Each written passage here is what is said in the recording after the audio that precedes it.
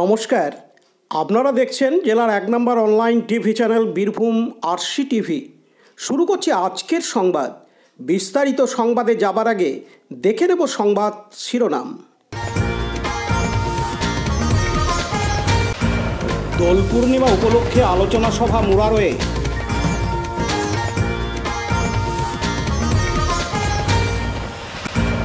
এবারেও হয়ে উঠল না ঐতিহ্যবাহী বসন্ত উৎসব শান্তিনিকেতনে।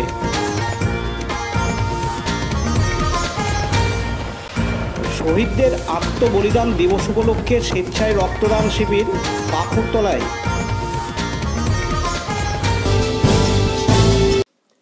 আগামীকাল সোমবার ২৫শে মার্চ দোল পূর্ণিমা বা হোলি উৎসব। পাশাপাশি চলছে মুসলিম ধর্মাবলম্বী মানুষদের পবিত্র রমজান বা রোজা উপবাস। সেই কথা মাথায় রেখে আজ রবিবার ২৪শে মার্চ মুরারোই থানা পুলিশের উদ্যোগে মুরারোই এলাকায় বেশ কয়েকটি ক্লাব ও ক্লাবের সদস্য যারা হোলি খেলে এবং মুরারোই ব্লকের অঞ্চল প্রধানদের নিয়ে একটি আলোচনা সভার আয়োজন করা হয়। হোলি বা দোল খেলার সময় যাতে কোনো রকম অপ্রীতিকর ঘটনা না ঘটে বা কোনো ঝামেলা না হয় সেজন্য সতর্ক করা হয় এবং কী কী বিধি মেনে চলতে হবে তা নিয়ে আলোচনা সভায় আলোচনা করেন মুরারোই থানার সিআই এবং মুরারোই থানার ওসি সাকিব সাহেব ও মুরারোই থানার অন্যান্য পুলিশ আধিকারিকগণ। দীপু মিয়ার রিপোর্ট, বীরভূম আরসি টিভি, মুরারোই। এখন বিজ্ঞাপন বিরতি, ফিরে আসছি বিরতির পর। সব থেকে ভালো চিকিৎসা সবচেয়ে কম খরচে, সবচেয়ে কম খরচে। সব থেকে ভালো চিকিৎসা সবচেয়ে কম খরচে, সবচেয়ে কম খরচে। বিশ্বমানের স্বাস্থ্য পরিষেবা মিলবে দিনে রাতে, বিশ্বমানের স্বাস্থ্য পরিষেবা মিলবে দিনে রাতে। মণি মহেশ হসপিটাল, মণি মহেশ হসপিটাল, মণি মহেশ হসপিটাল, মণি মহেশ হসপিটাল। মণি মহেশ হসপিটাল, দুবরাজপুর, বীরভূম। ফিরে এলাম বিরতির পর। কবিগুরু রবীন্দ্রনাথ ঠাকুরের ছিল সাধের শান্তিনিকেতন। এই শান্তিনিকেতনে বিভিন্ন উৎসব অনুষ্ঠান হয়ে থাকে, কিন্তু এখন দেখা যাচ্ছে দিনের পর দিন শান্তিনিকেতনে কোনো অনুষ্ঠান অনুষ্ঠিত হচ্ছে না। তাই হতাশাগ্রস্ত বাইরে থেকে আসা পর্যটকরা। সারা বছর বহু পর্যটক তাকিয়ে থাকেন যে শান্তিনিকেতনে বসন্ত উৎসবে অংশগ্রহণ করবেন, কিন্তু এবারেও বিফল হলো না ঐতিহ্যবাহী বসন্ত উৎসব শান্তিনিকেতনে। প্রসঙ্গত ২০১৯ সালে শেষবারের মতো বসন্ত উৎসব অনুষ্ঠিত হয়েছিল বিশ্বভারতীতে। তারপর করোনা অতিমারির কারণে বসন্ত উৎসব বন্ধ হয়ে গেছিল। এবারে সকলেই আশা করেছিলেন যে হয়তো বসন্ত উৎসব অনুষ্ঠিত হবে, কারণ এই বসন্ত উৎসবকে ঘিরে শান্তিনিকেতন তথা বোলপুরবাসীর আবেগ জড়িয়ে আছে।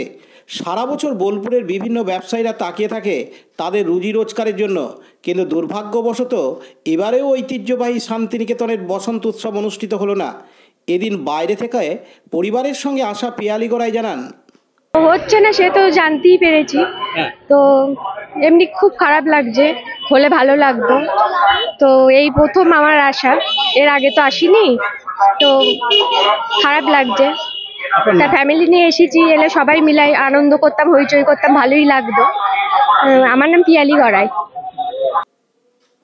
অন্যদিকে বিশ্বভারতীর পড়ুয়া শুভদীপ দে বলেন, তোমরা তো বিশ্বভারতীর ছাত্র, এবারও বসন্ত উৎসব হচ্ছে না, কতটা খারাপ লাগে এবং কি আশা করে থাকো তোমরা সারা বছর ধরে?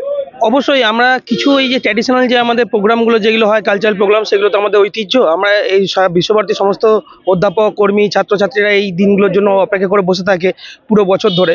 কিন্তু দীর্ঘ অনেক দিন ধরেই কোভিডের জন্য এবং কোভিডের পরেও দোল উৎসব হয়নি। কোভিডের পরে যেটা বসন্ত বন্দনা নামে আগের বছর হয়েছিল, কিন্তু এবছর আমরা খুবই আশাহত যে দোল আমাদের হচ্ছে না, বসন্ত আমাদের দোল উৎসব হচ্ছে না বলে আমরা সমস্ত স্টুডেন্টরা অপেক্ষা করে বসেছি। আসার পরেও আমাদের আজকে আশাহত হতে হলো, কারণ বিশ্বভারতীর তরফ থেকে কোনো আমরা নোটিশ পাচ্ছি না দোল হওয়ার জন্য।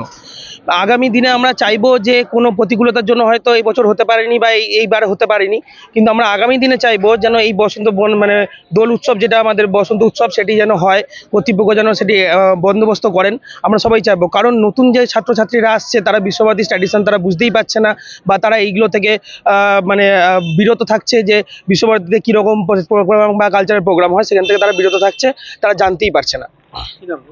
আমার নাম শুভদীপ দে।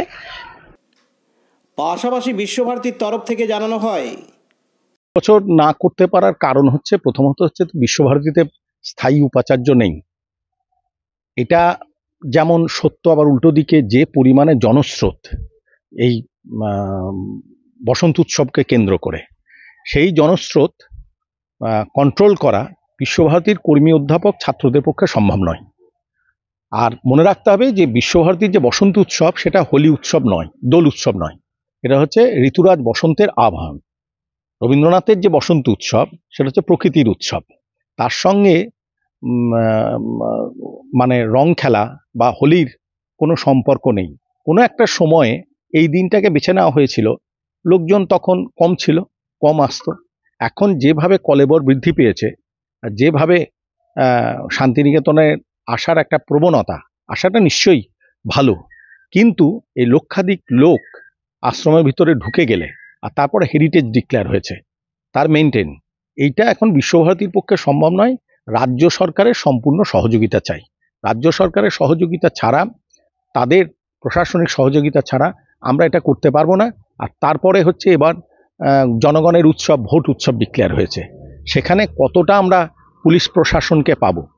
তবুও যা দিন দিন ঘটনা ঘটছে, যে পরিমাণে লোকজন আসছে, সেই কথাটি চিন্তা রেখে একজন শান্তিনিকেতনে বড় হওয়া আমি ব্যক্তিগতভাবে, যে দোলের দিন বসন্ত উৎসব বিশ্বভারতী মনে হয় আগামী দিনেও করতে পারবে না, কারণ এখনই রাস্তা চলাচল করা যাচ্ছে না। সেই জন্য আমরা বসন্ত উৎসব অবশ্যই করব। এই দোল যে অল ইন্ডিয়ার সর্বভারতীয় স্তরে যে হোলি উৎসব, সেটা পেরিয়ে গেলেই আমাদের খুব শীঘ্র সকলকে নিয়ে আলোচনা করে, বোলপুর শান্তিনিকেতন মানুষ সকলকে নিয়ে যাতে সুন্দরভাবে সবাই দেখতে পায়, আমরা বসন্ত উৎসব করব। আপনার নিরাপত্তার জন্য কি স্টেট গভর্নমেন্টকে বা জেলা প্রশাসনকে জানিয়েছেন? আমরা বরাবরই, যেমন আমরা পৌষ উৎসব করেছি, রাজ্য প্রশাসনকে জানিয়ে করেছি। আমাদের এই ব্যাপারটা দিক থেকে হেরিটেজ ডিক্লেয়ার হয়েছে, এবং সেখানে আমাদের যারা রয়েছেন, যাদের যা চিঠি দেওয়ার, সেগুলো আলোচনা চলছে। বিশ্বভারতী রাজ্য সরকারের সাহায্য নিয়েই আমরা কাজ করতে চাই। রাজ্য সরকার বসন্ত উৎসব হয়ে আসছে, সেদিনটা করলেন না? প্রায় 5 বছর হলো বন্ধ আছে, দোলের দিন হচ্ছে না। বসন্ত উৎসব হয়েছে অন্য তারিখে হয়েছে, প্রায় 5 বছর ধরে এই কারণ 2019-এ যে ঘটনা ঘটেছিল, আমাদের ছাত্রীদের উপর যে যারা যেভাবে নিগ্রহ হয়েছিল, সেই নিয়ে আমরা মিটিং করেছিলাম 2019-এ সেন্ট্রাল লাইব্রেরির উপরে। সেখান থেকে সবাই এক বাক্যে সিদ্ধান্ত, ছাত্রছাত্রীরা কাঁদতে আরম্ভ করেছিল, তাদের যেভাবে রং দেওয়া হয়েছিল, কারণ এত পাবলিককে কন্ট্রোল করার ক্ষমতা আমাদের নেই। সেই জন্যই সিদ্ধান্ত যে আমরা অন্তত যে দোলের দিন না করে অন্য দিন হোক, সেদিন মানুষজন আসুক দেখুন। কাজী আমিরুল ইসলামের report, Birbhum RC TV, Santiniketan. এখন বিজ্ঞাপন বিরতি, ফিরে আসছি বিরতির পর। বঞ্চনার অবসান, শ্রমের সম্মান। 100 দিনের কাজের অদক্ষ শ্রমদানকারীদের জীবনে এলো নতুন প্রভাতের আলো। মাননীয় মুখ্যমন্ত্রী মমতা বন্দ্যোপাধ্যায়ের উদ্যোগে তাদের 2 বছরের বকেয়া মজুরির বঞ্চনার অবসান হলো। সম্পূর্ণ রাজ্য সরকারের নিজস্ব তহবিল থেকে 2651 কোটি টাকা ব্যয়ে 59 লক্ষ অদক্ষ শ্রমদানকারীদের বকেয়া মজুরি প্রদান করা হয়েছে। হাসি ফুটেছে রাজ্যের সকল অদক্ষ শ্রমদানকারীদের মুখে। পঞ্চায়েত ও গ্রামোন্নয়ন দপ্তর, পশ্চিমবঙ্গ সরকার কর্তৃক জনস্বার্থে প্রচারিত। ফিরে এলাম বিরতির পর। ভারত মাতার বীর সন্তান বিপ্লবী ভগৎ সিং, শিবরাম রাজগুরু, সুখদেব থাপারকে ফাঁসি দেওয়া হয়। সেই শহীদ দিবসকে পালন করার লক্ষ্যে বীরভূম জেলার কাখরতলা থানার হজরতপুরে স্বেচ্ছায় রক্তদান শিবির অনুষ্ঠিত হয় আজ রবিবার 24শে মার্চ। এদিন ইচ্ছে ফাউন্ডেশনের পরিচালনায়, বীরভূম ডিস্ট্রিক্ট লাইফ সেভার্সের সহযোগিতায় এবং সিউড়ি জেলা হাসপাতালের ব্লাড ব্যাংকের রক্ত সংগ্রহে স্বেচ্ছায় রক্তদান শিবিরের আয়োজন করা হয়। এদিনের শিবিরে প্রায় 30 জন রক্তদাতা স্বেচ্ছায় রক্তদান করেন। সকল রক্তদাতাদের শংসাপত্র প্রদান করা হয়। এদিন উদ্যোক্তারা বলেন, রক্তদান জীবনদান, রক্তদান মহৎদান, রক্তদান করলে করলে শারীরিকভাবে কোনোরূপ ক্ষতি হয় না। আপনার এক ফোঁটা রক্ত একটা জীবন ফিরে দিতে পারে। তাই আসুন আমরা কাঁধে কাঁধ মিলিয়ে রক্তদান করি, অপরকে রক্তদানে উৎসাহ প্রদান করি।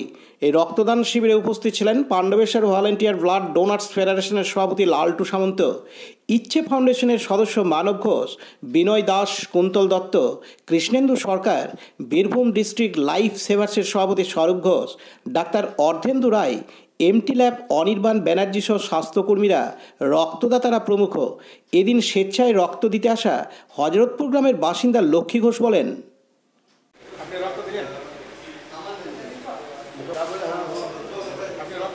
হ্যাঁ ভালো লেগেছে।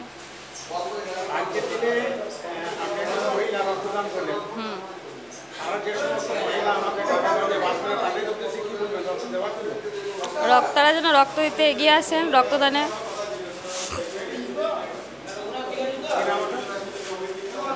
আমার লক্ষ্মী ঘোষ, হজরতপুর। অন্যদিকে পাণ্ডবেশ্বর ভলান্টিয়ার্স ব্লাড ডোনার্স ফেডারেশনের সভাপতি লালটু সামন্ত জানান, সকলেই জানেন গতকাল 23শে মার্চ ছিল। ওই দিনটাতে কিন্তু আমাদের ভারতবর্ষের যে স্বাধীনতা সংগ্রামী শহীদ ভগৎ সিং, সুখদেব এবং রাজগুরু, এনাদেরকে ইংরেজরা ফাঁসি দিয়েছিলেন এবং ওনাদের যে আত্মবলিদান, এই আত্মবলিদান থেকে আমরা সমগ্র ভারতবাসী কেউ এখনও ভুলিনি এবং আগামী দিনেও ভুলব না। ওনাদের আত্মবলিদান দিবসটা আমরা স্বেচ্ছায় রক্তদান শিবিরের মাধ্যমে এই বছর ইচ্ছে ফাউন্ডেশনের উদ্যোগে এবং বীরভূম ডিস্ট্রিক্ট লাইফ সেভার্সের সহযোগিতায় হজরতপুর 1 নম্বর প্রাথমিক বিদ্যালয়ে রক্তদান দিবস হিসাবে পালন করছি। আপনারা সকলেই জানেন সামনে লোকসভা ভোট এবং গ্রীষ্মকালীন রক্ত সংকট, তাতে কিন্তু সমস্ত বীরভূমের আপামর জনসাধারণের কিন্তু চরম রক্ত সংকটের সম্মুখীন হবেন। এই সম্মুখীন যাতে কিছুটা হলেও কাটানো যায়, তাতেই কিন্তু হজরতপুর গ্রামবাসীদের উদ্যোগে এবং ইচ্ছে ফাউন্ডেশনের এই মহৎ প্রচেষ্টায় আজকের এই রক্তদান শিবিরটি অনুষ্ঠিত হলো। এখনও পর্যন্ত 30 জন মানুষ স্বেচ্ছায় রক্তদান করে ফেলেছেন এবং আরও কিছুজন করবেন। এবং যুবক যুবতীরাও দেখছি এই গ্রামের অসংখ্য যুবক যুবতীরাও কিন্তু এগিয়ে এসেছেন রক্তদানে। আমার নাম লালটু সামন্ত, পাণ্ডবেশ্বর ভলান্টিয়ার ব্লাড ডোনার্স ফোরামের একজন ক্ষুদ্রতম সদস্য।